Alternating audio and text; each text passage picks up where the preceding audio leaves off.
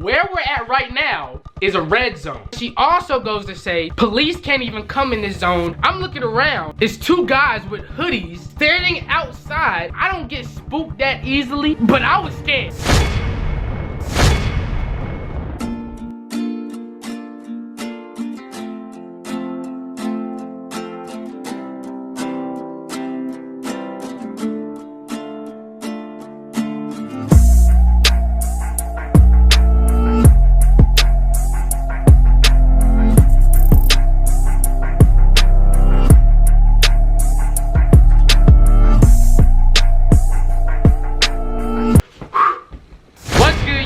It's your boy Nigel Baker, back at it again with another video on the channel. Like I always say, I just want to start this video out by saying nothing in this video should stop you from going to Mexico, okay? I know y'all probably like, nigga, what are you talking about? Just wait and just listen to the story, okay? Let's just begin. First things first, when I first brought the idea to my parents, you know what I'm saying, they were like, nigga, you're not going. But, you know, I ended up convincing them, like, look, you know what I'm saying, I'm going with people that I know, I'm going with people that I feel comfortable around. It was me, my girlfriend, her cousin's sister, little sister. Her sister's, I think, 9. So that's 4 people. So the day before departure, my mom was still kind of hesitant about letting me go. Even after I paid for the ticket, it was $500, you know what I'm saying? So going down there, you know what I'm saying, she was like, you know what, don't wear jewelry, take your earrings out, take your nose piercing out, take your necklace, all of that stuff. I was like, Ma, listen, if God want to take me down there, he just gonna take me. You know what I'm saying?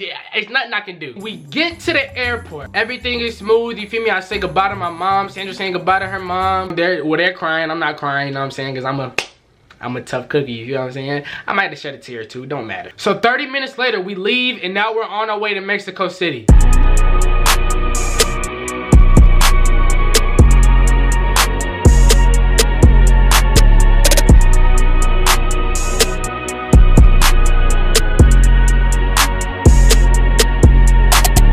So we landed in Mexico City's airport, you know what I'm saying? Everything went smooth. Now, upon arrival,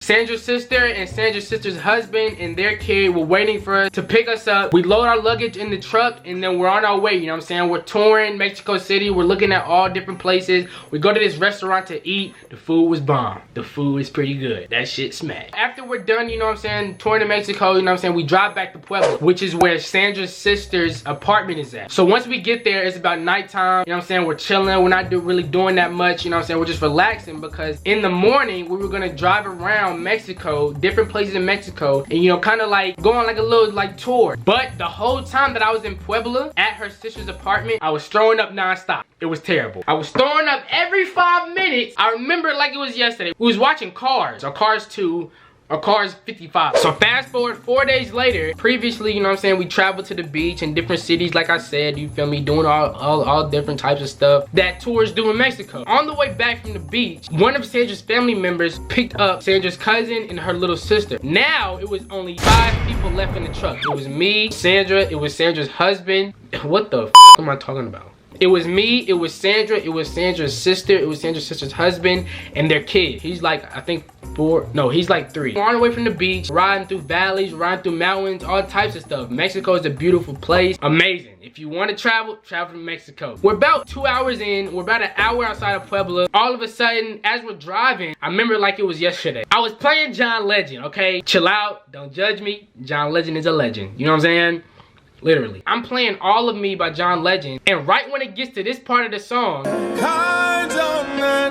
all of a sudden I heard like a pop. In my head, I knew exactly what happened. The tire exploded. I'm thinking it's like the movie. In the movies, when the tire pops, the car starts flipping and turning and doing all of this stuff, and the people inside are dead. Mind you, I've been in many near-death experiences, and whenever they happen, everything is in slow motion. So I'm scared. I'm like, okay, what is going on? You feel? Sandra's sister's husband is driving. So, you know what I'm saying? He grabs the wheel. He's trying to get it stabilized, but everybody's in the back, you know what I'm saying, doing this. Luckily, there were no cars around us, so we didn't hit no cars, but it was a scary experience. Yeah, I thought it was a wrap. I was like, damn, God, like, you brought me all the way over here just to die and the car flipped. Crazy. Luckily, he got it stabilized, you know what I'm saying? Everything was cool. At this point, it's around 8 o'clock at night. The sun just set. It's kind of getting dark outside, and We basically in the middle of nowhere. So I'm looking around and all I see is, you know, straight desert. Then we think about, you know, what are we gonna do? Because my phone was dead and I think Sandra's phone was on the way of being dead. Sandra's sister ends up pulling out her phone and she calls a tow truck and she's like, look, he's basically saying that he'll be here, but he don't know how long it's gonna take and things like that. What the hell? I was just praying, you feel me? I was like, God, listen, okay? I know I don't talk to you a lot. I know I don't go to church, but I do love you, okay? I know you feel that. And I promise you, if you get me out of this situation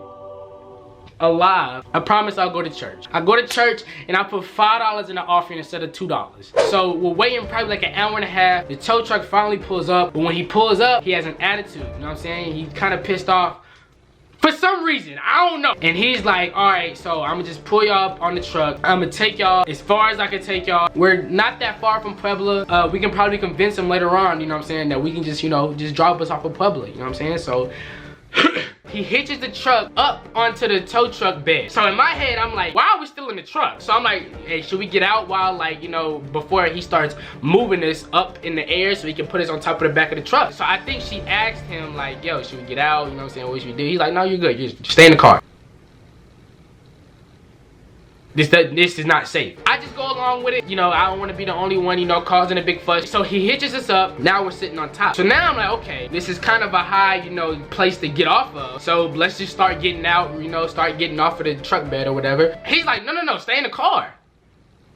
Stay in the car. He hops in the car and he starts driving. He's riding on the highway and we still in the truck on top. So I'm like, okay, this is already starting off kind of sketchy. So he takes us about a mile up the road. He pulls off the highway into this like little town. And I'm like, we an hour outside of Puebla. We a mile up the road. If I'm doing my calculations right, we not in Puebla. It's a gas station on this side, and it's like little stores with people standing outside of the stores on this side of the road. So he opens the truck door and he's like, hey, this is as far as I can take you guys. My job won't let me take y'all no further than this. Like, basically just saying y'all shit out of luck. In my head, I'm like, we can probably, you know, find somewhere to, you know, get a hotel and, you know, chill for the rest of the night. About 2 minutes go by, and I hear the conversation between the pickup truck driver and Sandra's sister. And they're like getting heated, like they're going at each other just a little bit, you know what I'm saying? It ain't nothing crazy, but I can tell like the tension is kind of high, you know what I'm saying? And I'm just sitting back there like, y'all speaking in Spanish, and I know a little Spanish, you know what I'm saying? I just do what it do, but I don't know what y'all saying. You know, eventually she turns around and she says, where they placed us at, where we're at right now, is a red zone. She goes on to say, the truck driver said that at night, the stores close up their business because it's a lot of crime going on. They're at war, basically, with like the authority there. And at nighttime, it gets really dangerous. Oh! Somebody! At nighttime, it get, nigga, we here at night. He's like, you know, there's just not much I can do for y'all. So Sandra's sister is like, look, we can pay you, just please get us out of the red zone. Because she also goes to say, police can't even come in this zone because the crime is so high that they just end up shooting and, you know, they end up going crazy at night.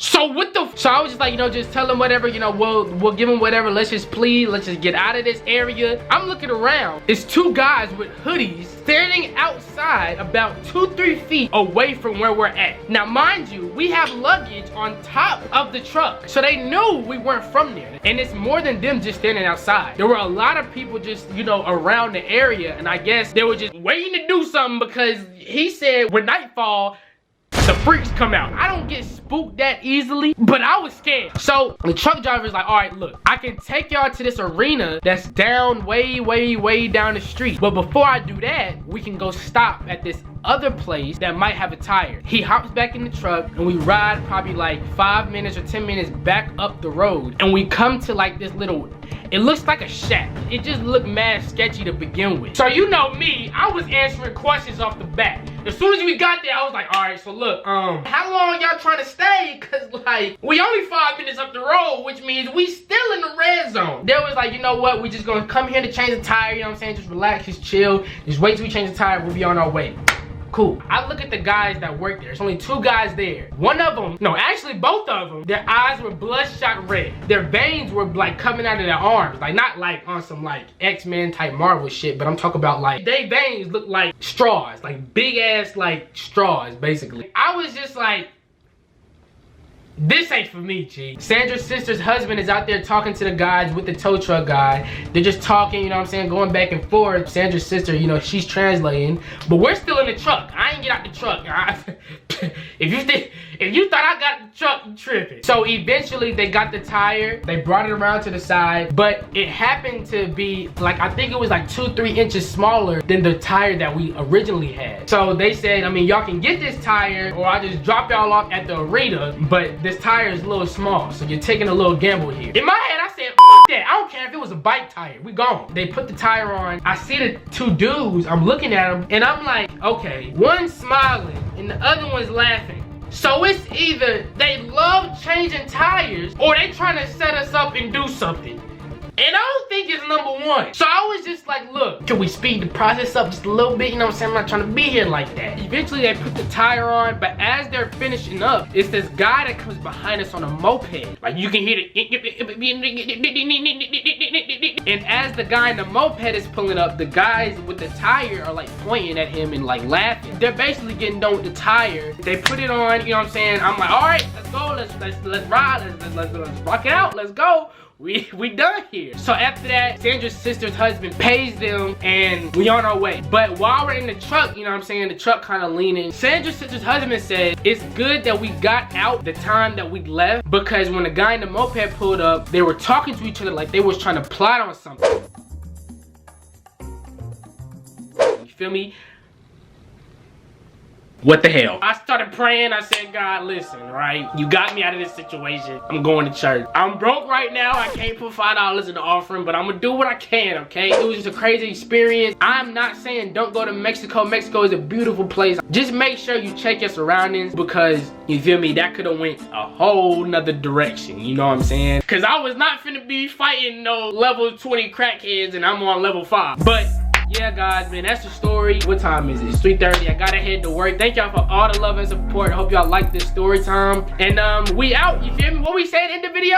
God got me, woke me up, took me in. God got me, woke me up, took me in, set me down, broke me down, said make me proud,